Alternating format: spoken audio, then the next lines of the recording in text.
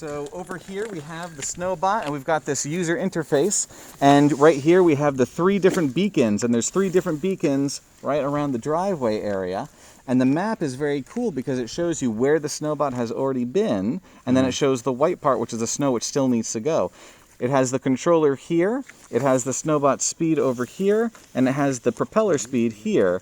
And then it allows you to shoot the snow in any direction you want with the shoot rotation. But just by clicking on the forward button, it can go forward, it can turn, it can go left, right, it can go backwards.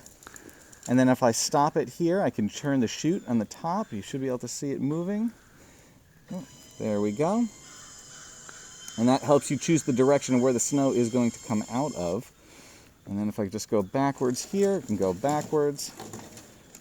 It can turn again. And of course you can change the speed. So right now it's on a faster speed. We can slow it down so it goes at a very slow speed. And then I'll rotate it one more time over here. And I'll turn the propeller on there. And you can see that it is ready to go.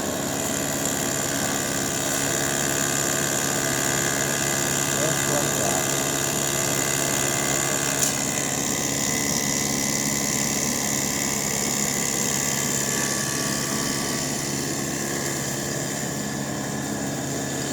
And it'll create a path of where you've gone, so you know where to go next.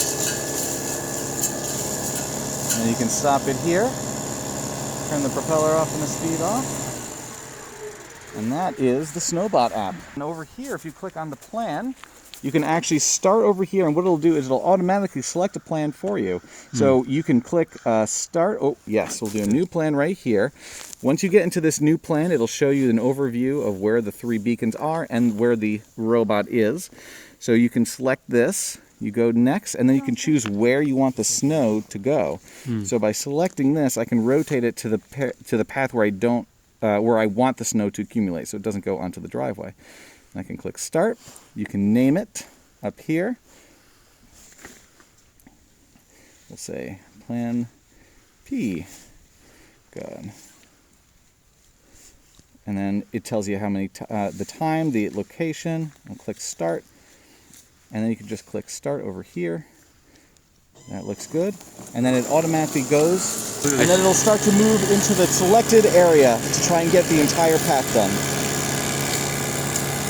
And then of course you can pause it or abort it as needed, and it'll follow all the way until it's done. Yeah. And that's it. We'll put the board over here. That's about it. Good.